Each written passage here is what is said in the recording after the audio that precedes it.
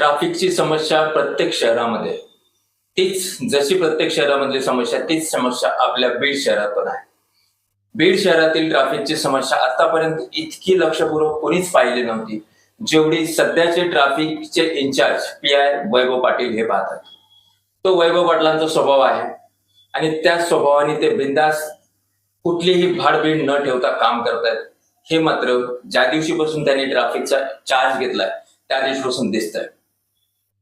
आता याच्यामध्ये मुख्य रस्त्याचे ट्रॅफिक असो, विविध चौकामध्ये उभा केले जाणारे हातगाड्या असो, पण हे सगळं होत असताना सामान्य माणसाच्या मनामधले काही प्रश्न आहेत आणि त्या प्रश्नाची पण उत्तरं मिळणं अगदी जरुरी आहे.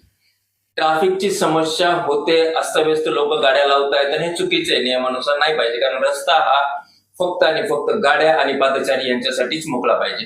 ही गोष्ट अगदी बरोबर आहे, पण ही जी ट्रॅफिक होते, खास करून सुभाष रोड, DP रोड यासारख्या गजबजलेल्या रोडवर जे ट्रॅफिक होते, त्या ट्रॅफिकसाठी त्या ठिकाणी मोठे मोठे कॉम्प्लेक्स बांधलेले ते जे कॉम्प्लेक्सचे ओनर आहेत ते जिम्मेदार आहेत की नाही हा प्रश्न मात्र सगळ्या सामान्य माणसाच्या मनात पडतोय. आणि या प्रश्नाचं उत्तर नगरपालिकेतील फाईल काढल्यानंतर नक्की मिळू शकतं.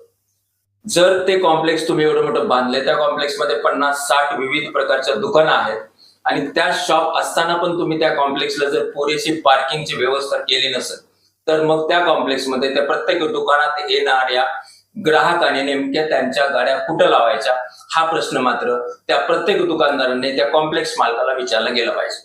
आणखीन एक गोष्ट आहे, कॉम्प्लेक्सचा खालचा मजला हा पार्किंगसाठी असायला पाहिजे. त्यानुसारचे सगळं म्हणजे जे प्लॅन सँक्शन होतो ते त्या पद्धतीनेच होतो. जर आपण बीडमध्ये सहज फेरफटका मारला तर आपल्याला जाणवण की अनेक ठिकाणच्या खालच्या फ्लोअरच्या दुकाना पण विकल्या गेलेल्या आहेत. मग त्या नियमानुसार बांधल्या होत्या का?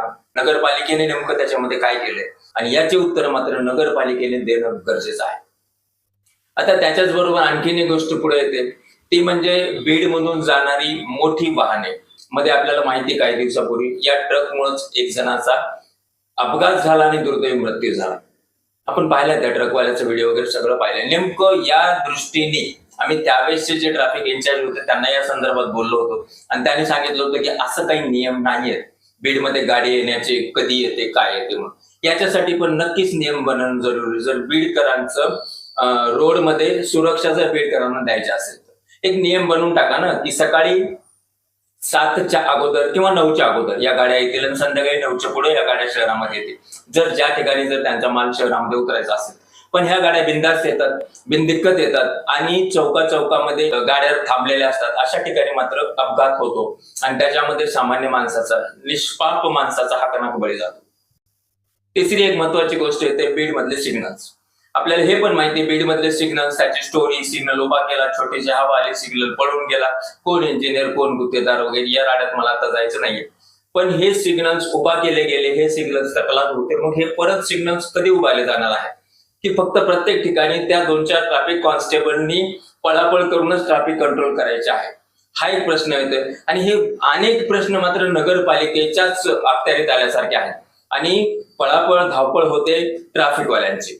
त्याच्याबरोबर आणखीन एक सगळ्यात महत्वाचा प्रश्न तो येतोय की सुभाष रोड, रविवारचा बाजार हा सुभाष रोड म्हणजे माळवेस पासून पुढं डॉक्टर बाबासाहेब आंबेडकर पुतळ्यापर्यंत या रोडवर लोकांची म्हणजे भाजीपाला वगैरे विकणाऱ्या लोकांची जी गर्दी असते ना, त्या गर्दीमध्ये 2 व्हीलर पण जात नाही. मग नेमकं याच्याबद्दलचं नियोजन काय? कारण याच्याबद्दल नियोजन करणं जरुरी आहे. भावनिक आवाहन करून त्या ठिकाणी होणार नाही, कारण तो रस्ता आहे, ते त्या ठिकाणचे सगळे दुकानदार आहेत. ठीक आहे, भाजीपाला विकणाऱ्यांनी भाजीपाला विकला गेला पाहिजे, त्यांची पण मेहनत आहे, हे सगळं मान्य आहे. पण हे सगळं असताना पण कुठेतरी पर्यायी जागा त्यांना देता येते का? जसं की पुलाच्या पलीकडून एक रिकामं पटांगण आहे, त्या पटांगणामध्ये ही जागा देता येते का? जसं की वैभव पाटील म्हणजे ट्रॅफिकचे PI त्यांच्या म्हणण्यानुसार तो जो पूल आहे म्हणजे नदीवरचा, त्या पुलाची पलीकडची बाजू याचा वापर करता येतो का? जेणेकरून दोघांचाही हित साधता येईल, जो नागरिकांना त्रास होतो तो पण थांबवता येईल आणि हे जे विक्री करणारे आहेत भाजीपाला यांना पण यांची हक्काची जागा त्या ठिकाणी मिळू शकते. याच्यापेक्षा सगळ्यात महत्वाची गोष्ट ती आहे ना की एवढं मोठं कॉम्प्लेक्स बनवून ठेवलंय एवढा करोडो रुपयाचा खर्च केलाय त्या कॉम्प्लेक्समध्ये. आपण जर गेलं तर त्या ठिकाणी एक सेकंद थांबावं वाटत नाही, इतकी दुर्गंधी त्या कॉम्प्लेक्समध्ये. ते कॉम्प्लेक्स फक्त शो साठी केलंय का ते कॉम्प्लेक्स बांधलाय आता पडायची वाट बघितली जाते का, असे अनेक प्रश्न मनात येतात. म्हणजे भाजी मंडीमध्ये ते झालं, आता भाजी मंडीचा रस्ता थोडासा ठीक झालाय, हरकत नाही, रस्त्याच्या मधोमध बसणारे लोक नाहीयेत. पण या सगळ्या गोष्टी होत असताना मात्र फक्त ट्रॅफिक इन्चार्ज यांनीच सगळं करावं यापेक्षा का?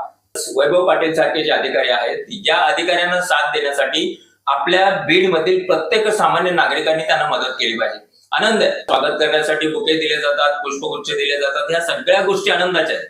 पण फक्त बुके आणि पुष्पगुच्छ किंवा जाऊन भेटणं एवढ्यापुरतंच हे राहिलं नाही पाहिजे.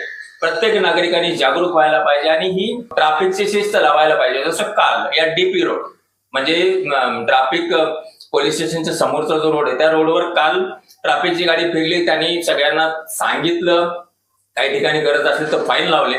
पण आता त्याच रोडवर परत गाड्या लागलेल्या आहेत. मग हे काय रोजच करायचं का? सध्या गुलाबाची फुलं देऊन सगळ्यांना समज दिली जाते आणि त्याच्यानंतर फाईन चालू झाल्यानंतर तो मनाला त्रास होईल त्याचं काय? त्याच्यापेक्षा आता जे तुमच्या हातात गुलाबाची फुलं येत आहेत ना, ते फुलं स्वीकार करा आणि त्या फुलातून जो प्रेमाचा संदेश दिला जातो की बाबा रे, ट्रॅफिकचे नियम पाळा, अस्तव्यस्त गाड्या लावू नका, तो नियम फॉलो करा. बीड सुखी होईल आणि तुम्हाला पण जो होणारा उद्याचा त्रास आहे तो होणार नाही. आजच्या व्हिडिओत एवढंच मित्रांनो. मी डॉक्टर SP लड्डा, दैनिक लोकप्रश्न, बीड.